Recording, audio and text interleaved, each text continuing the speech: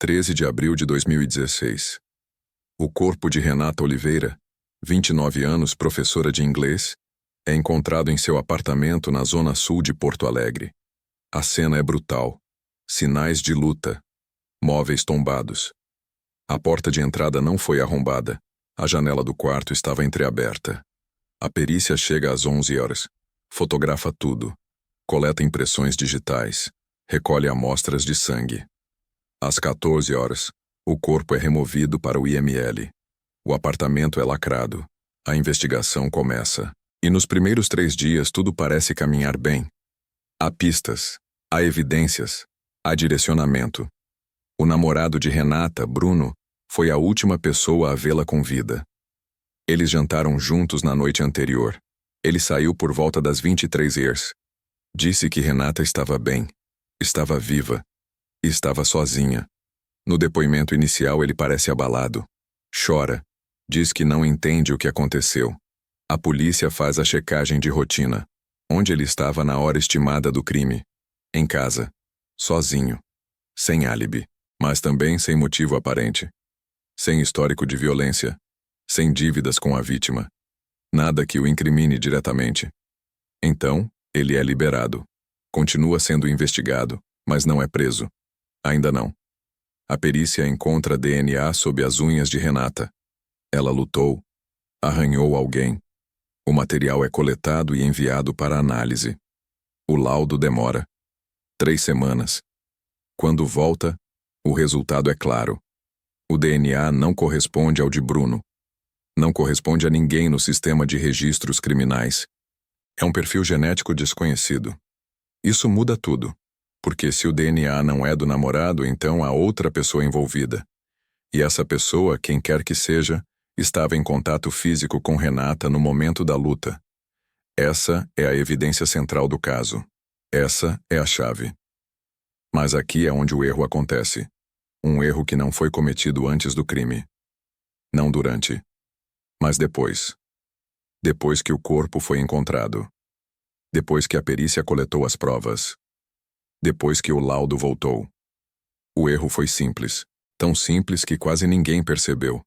E tão grave que comprometeu toda a investigação. A amostra de DNA coletada sob as unhas de Renata foi catalogada como amostra primária. Mas durante o processo de análise no laboratório, ela foi subdividida em 2 partes. Uma foi testada imediatamente. A outra foi armazenada como backup, caso fosse necessário fazer contraprova. Procedimento padrão. Nada de errado até aqui. O problema é que a amostra de backup foi armazenada de forma inadequada. O frasco não foi selado corretamente. A etiqueta de identificação foi colada com fita adesiva comum, não com selo inviolável.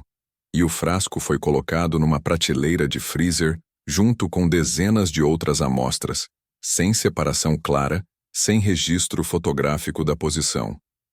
Erros pequenos, erros de procedimento, erros que, individualmente, parecem irrelevantes, mas que juntos criaram uma brecha fatal. 6 meses depois, a defesa de um eventual suspeito poderia pedir contraprova. E se o frasco não estivesse selado corretamente, a defesa poderia alegar contaminação. Poderia dizer que a amostra foi adulterada. Poderia questionar a cadeia de custódia. E se a cadeia de custódia for quebrada, a prova perde valor legal. Pode ser descartada. Pode virar papel sem serventia. E no sistema judiciário brasileiro, uma vez que a prova é questionada com base em falha procedimental, é quase impossível recuperá-la. Mas ninguém percebeu isso na hora. Ninguém flagrou o erro no momento em que ele aconteceu. Porque o técnico do laboratório estava sobrecarregado. Porque o protocolo era seguido de memória, não por checklist. Porque havia pressa. Porque sempre há pressa. E pequenos deslizes, quando você está lidando com 50 amostras por semana, parecem inevitáveis. Só que em investigação criminal, não existe deslize pequeno. Existe deslize que compromete tudo. A investigação segue. Bruno continua sendo monitorado, mas sem provas diretas contra ele. O DNA desconhecido vira a peça central. A polícia começa a procurar por suspeitos alternativos. Ex-namorados, colegas de trabalho, alguém que possa ter tido acesso ao apartamento. Alguém cujo DNA possa estar no sistema. E então, 8 meses após o crime, acontece uma virada. Um homem chamado Diego Martins é preso em flagrante por roubo em outro bairro de Porto Alegre. Durante a prisão, ele entra em luta corporal com os policiais. Ele é contido. E, como protocolo, seu DNA é coletado e inserido no banco de dados. O sistema faz varredura automática e dá match. O DNA de Diego corresponde ao DNA encontrado sob as unhas de Renata. A polícia fica em choque, porque Diego não estava no radar. Ele não conhecia Renata. Não tinha conexão aparente com ela. Mas o DNA não mente. Ele estava lá. Ele esteve em contato físico com ela no momento da luta. A polícia prende Diego imediatamente. Interrogatório duro. Ele nega. Diz que nunca viu Renata na vida. Diz que não sabe do que estão falando, mas o DNA é irrefutável. Então a polícia constrói a teoria. Diego invadiu o apartamento com intenção de roubo. Renata acordou, reagiu, houve luta. Ele a matou e fugiu. Só que há um problema. Diego tem álibi. Na noite do crime, ele estava em outra cidade. Viagem de trabalho, notas fiscais de hotel, registro de pedágio, câmeras de segurança do posto de gasolina onde parou. Tudo datado, tudo certificado. É impossível que ele estivesse em Porto Alegre na hora do assassinato. A defesa apresenta isso, e de repente, a investigação inteira desmorona. Porque se o DNA bate, mas o álibi é sólido, então há algo errado. Muito errado. A polícia recua, revisa tudo, e finalmente alguém levanta a hipótese. E se a amostra foi contaminada? E aí eles vão checar o laboratório.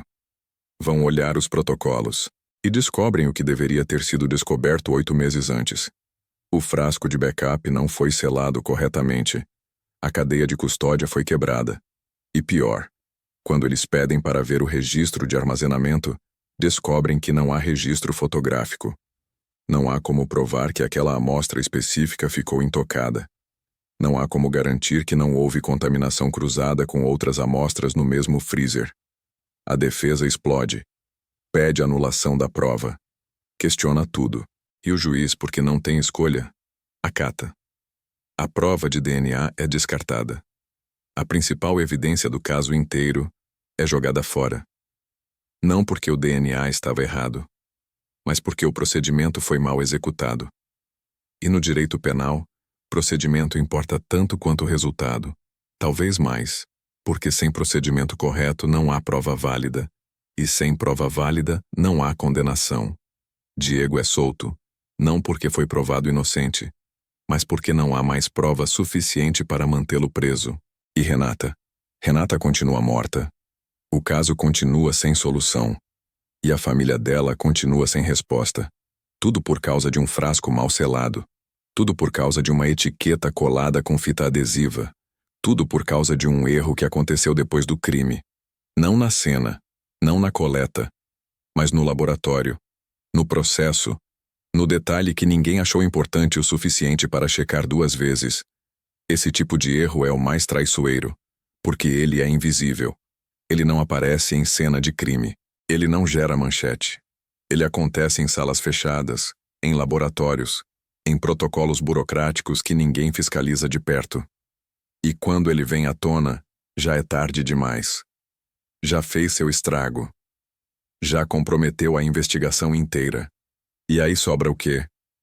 Sobra culpar o técnico sobrecarregado. Sobra culpar o sistema precário. Sobra culpar a falta de recursos. Mas ninguém corrige. Ninguém muda o protocolo. Ninguém implementa checklist obrigatório.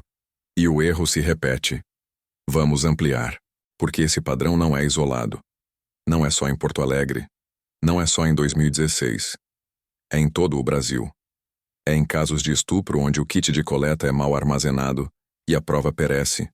É em casos de homicídio onde a bala coletada na cena perde a cadeia de custódia e não pode mais ser usada em balística. É em casos de tráfico onde a droga apreendida não é pesada corretamente e a quantidade vira questionável. Pequenos erros. Erros de procedimento. Erros que destroem casos inteiros. Em São Paulo, 2019, um caso de feminicídio foi comprometido porque o perito que coletou as evidências esqueceu de fotografar a posição exata de uma faca encontrada no local. A defesa argumentou que a faca poderia ter sido movida, plantada, manipulada. O juiz aceitou a dúvida. A faca foi excluída como prova. O réu foi absolvido por falta de evidências. A vítima era a mãe de 2 filhos. Os filhos cresceram sem justiça. Tudo porque alguém esqueceu de tirar uma foto. No Rio de Janeiro 2020, um caso de latrocínio perdeu a principal testemunha, porque o investigador responsável anotou o endereço dela errado. Quando chegou a hora de chamá-la para depor em juízo, o oficial de justiça foi ao endereço registrado e não encontrou ninguém. Tentaram localizar por telefone. Número desatualizado. Tentaram por CPF. Nome comum, dezenas de resultados. Nunca encontraram.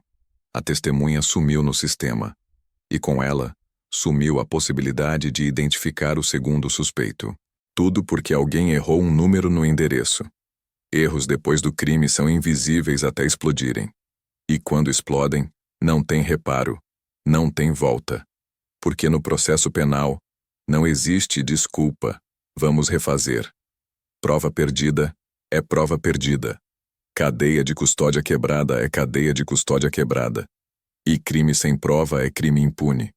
O pior é que esses erros poderiam ser evitados. Não com mais dinheiro, não com tecnologia de ponta, mas com procedimento, com checklist, com dupla verificação, com auditoria simples. Com alguém que bata o olho e pergunte: esse frasco está selado? Essa foto foi tirada? Esse endereço foi confirmado? Mas isso não acontece, porque o sistema está sempre correndo, sempre apagando incêndio, sempre priorizando o urgente sobre o importante. E aí, pequenos detalhes escorregam, e casos inteiros desmoronam, e famílias ficam sem resposta, e criminosos ficam soltos, não porque foram espertos, não porque burlaram o sistema, mas porque o sistema se sabotou sozinho. No caso de Renata, a investigação foi reaberta em 2021, 5 anos depois, com equipe nova, com revisão completa. Eles voltaram a todas as evidências, refizeram entrevistas e descobriram algo que tinha passado despercebido: câmeras de segurança de um prédio vizinho que nunca foram requisitadas. Quando finalmente conseguiram acesso às gravações arquivadas, viram um homem saindo do prédio de Renata na madrugada do crime. Um homem que não era Bruno, não era Diego, era outra pessoa, alguém que nunca tinha sido investigado. E quando mostraram a imagem para testemunhas, uma vizinha reconheceu. Era um ex-namorado de Renata de anos atrás. Alguém que ela havia bloqueado. Alguém que a família nem lembrava de mencionar. Eles foram atrás dele. Mas era tarde demais. Ele tinha morrido num acidente de moto em 2018. Sem nunca ter sido questionado. Sem nunca ter entrado no radar. E o DNA?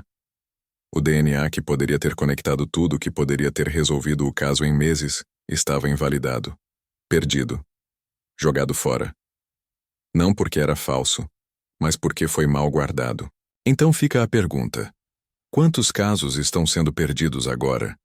Quantos erros estão sendo cometidos neste exato momento em algum laboratório, em alguma delegacia, em algum processo burocrático que parece irrelevante? Quantas Renatas não terão justiça porque alguém esqueceu de selar um frasco, de tirar uma foto, de conferir um endereço? E quantas vezes vamos repetir o mesmo erro antes de finalmente aprendermos que, em investigação criminal, não existe detalhe pequeno demais? O erro cometido após que o crime não é menos grave que o crime em si, porque ele transforma a tragédia em impunidade. Ele transforma a evidência em nada. Ele transforma a justiça em frustração. E ninguém corrige. Porque corrigir dá trabalho. Exige mudança. Exige admitir falha. E é mais fácil deixar como está. Até o próximo caso. Até o próximo erro. Até a próxima família sem resposta. Se você conhece alguém que trabalha com investigação, com perícia, com processo criminal, compartilha esse vídeo, porque talvez, só talvez, uma história como essa faça alguém parar e pensar duas vezes antes de colar uma etiqueta com fita adesiva, antes de pular uma fotografia, antes de anotar um endereço sem conferir. Porque o diabo mora nos detalhes.